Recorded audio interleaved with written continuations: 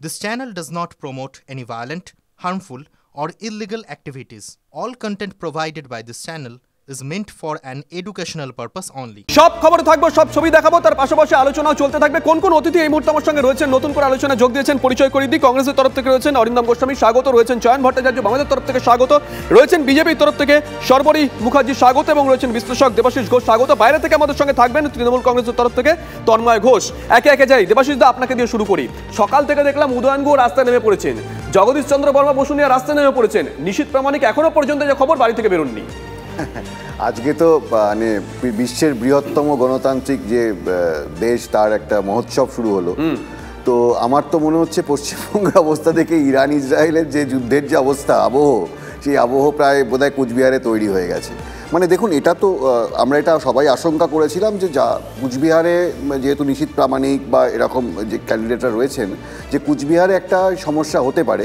কিন্তু আমার আশ্চর্য লাগছে যে এত যে কেন্দ্রীয় বাহিনী এসছে, সেই বাহিনীদের ভূমিকা কোথায় বা বাহিনীদের ডেপ্লয়মেন্ট কিভাবে হয়েছে, না হলে এই জিনিসগুলো হচ্ছে কি করে। মানে উদয়ন গুহ তো এর আগেও আমরা উদয়ন গুহ সম্বন্ধে বিভিন্ন অভিযোগ পেয়েছি, বা তৃণমূলের আজকে যে অনুব্রত মণ্ডল বা শাহজাহান বা আরাবুল যারা যেভাবে ভোট টোট করান, উদয়ন গুহ সম্বন্ধে তো এরকম একটা ধারণা রয়েছে, পারসেপশন রয়েছে যে উনি তো এইভাবে ভোট করান।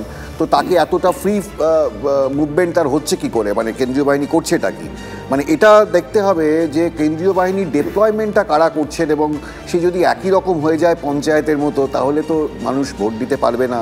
বা আমরা যে আশঙ্কাটা করছি যে আবার সেই সাদা থান, আবার শীতলকুচি, সেগুলো যেন না হয় বা যতটা কম হয়। আপনি কেন্দ্রীয় বাহিনী ডেভেলপমেন্টের কথা বলছিলেন চয়নদা, দেবাশিসদার প্রসঙ্গে আপনার কাছে যাই। একটু আগে উদয়ন গুহ বলছিলেন পুলিশকে নিষ্ক্রিয় করে রাখা হয়েছে। আমরা তো বিভিন্ন সময় শুনেছি আপনারা বিরোধীরা, আপনারা বলতেন পুলিশ নিষ্ক্রিয়, শাসক আজকে বলছে পুলিশকে নিষ্ক্রিয় করে রাখা হয়েছে। দেখুন, আমার খুব পরিষ্কার কথা হচ্ছে 3 ঘন্টা হিসেব দাঁড়াচ্ছে, 3 ঘন্টা ভোট হলো। 7টা থেকে যদি শুরু হয় তাহলে 3 ঘন্টা ভোট হয়েছে। আমার খুব স্পষ্ট কথা, এটা দেবাশিস যেটা বললেন, আমি তার সঙ্গে একটা কথা যুক্ত করতে চাই।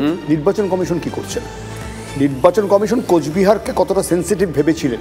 কোচবিহার কিন্তু সেন্সিটিভ, আমরা পশ্চিমবঙ্গে যারা রাজনীতি করি আমরা জানি কোচবিহার কি হতে পারে। আপনাদের সংবাদ মাধ্যমের ভাষা হাই ভোল্টেজ, এই হাই ভোল্টেজটা তো শুধুমাত্র রাজনৈতিক প্রতিনিধিত্ব নয়, বাহুবলী কে কত বেশি তার প্রতিদ্বন্দ্বিতা।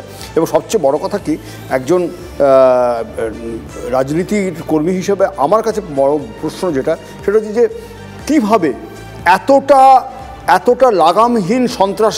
গতকাল রাত্রিবেলাতেও ওখানে কিন্তু সশস্ত্র, পরশুদিন রাত্রিবেলাতে সশস্ত্র অবস্থাতে একজন রাজনৈতিক নেতাকে ধরা হয়েছিল। সেখান থেকে কি বাড়তি সতর্কতা অবলম্বন করা যেত না? আমার কাছে পরিষ্কার কথা, যে দলের লোকই হোক ভোট দিতে পারছে না বা ভোট লুট হচ্ছে, এই ধরনের অভিযোগগুলো আসাটা কিন্তু নির্বাচন কমিশনের পক্ষে সম্মানজনক নয়।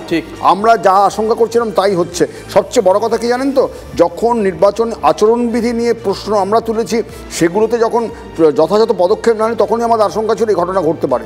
আমি তো স্পষ্ট এখানে দাঁড়িয়ে আজকে ভোটের প্রথম দিন আমি বলে যাচ্ছি, দুজনকে আমরা দেখতে পেয়েছি লাগামহীনভাবে নির্বাচনী বিধি লঙ্ঘন করেছেন, কোনো রকম তাদের বিরুদ্ধে ব্যবস্থা নেওয়া হয়নি।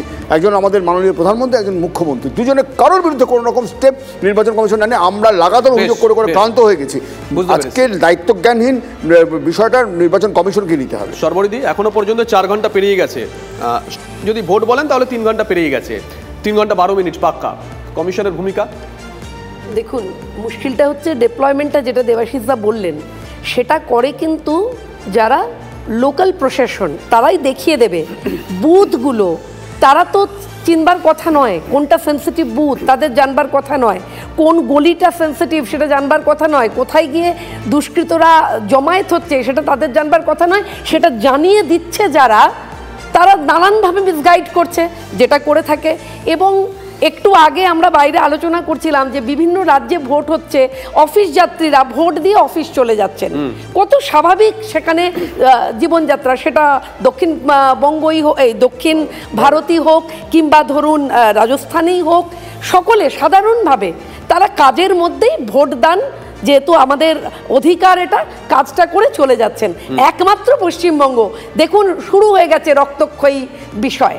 এবং যথারীতি আমরা দেখেছি যে মাননীয় মুখ্যমন্ত্রী ভোটের ঠিক কিছুদিন আগে, যেটা দাদা বললেনও, যে আমরা দেখলাম রেড রোডে উনি বলছেন তোমরা কুলকুল, আমরা কুলকুল, এ সমস্ত কিছু বলছেন এবং নানানভাবে একটা উস্কানিমূলক কথা উনি বলছেন। আজকে আমরা দেখতে পাচ্ছি যে বুথ সভাপতিকে মাথা ফাটিয়ে দেওয়া হচ্ছে, বাড়িতে বাড়িতে গিয়ে ধমকানো হচ্ছে, বাড়িতে বাড়িতে গিয়ে ঘর ভেঙে দেওয়া হচ্ছে। এখনো পর্যন্ত অভিযোগের ধরনগুলো কিন্তু এক, মানে তৃণমূল যে অভিযোগ করছে বিজেপির বিরুদ্ধে, বিজেপি একই অভিযোগ করছে তৃণমূল কংগ্রেসের বিরুদ্ধে। তবে তার আগে একটা ছবি দেখাই, পিসিআর কে বলবো একবার বিগলে দেখানোর জন্য। এখনো পর্যন্ত যে অশান্তির ছবিগুলো উঠে এসেছে, ট্র্যাডিশন কিন্তু বজায় আছে। তৃণমূলের ক্যাম্প অফিস ভাঙচুর, সেই ছবি উঠে এসেছে সিতাই থেকে। শীতলকুচিতে অশান্তি, বিজেপি কর্মীর মাথা ফেটেছে। শীতলকুচির ছবি আমরা দেখাচ্ছি, দেখুন সেই শীতলকুচি। আমরা দেখাবো কোচবিহারের বিভিন্ন জায়গার ছবি, ভেটাগুড়ির ছবি। তৃণমূলের ব্লক সভাপতিকে মারধর করা হয়েছে, তাকে দেখতে হাসপাতালে পৌঁছে গেছিলেন উদয়ন গুহ, সেই ছবি আমরা দেখাচ্ছি। আরো একটা ছবি দেখাচ্ছি আমরা, চান্দামারি, সেখানকার ছবি। সেখানে দেখুন, সেখানে ঠিক উল্টো অভিযোগ, বিজেপির বুথ সভাপতিকে মারধর করা হয়েছে, হাসপাতালে ভর্তি, মাথা বেড়ে গেছে তার। আরো একটা ছবি, ডাবগ্রাম ফুলবাড়ি, সেখানে ছবি দেখুন, বিজেপির ক্যাম্প অফিস, বুথ অফিস ভাঙচুর করা হয়েছে, তৃণমূলের বিরুদ্ধে অভিযোগ। তৃণমূল বলছে না, এই ভাঙচুর আমরা করিনি।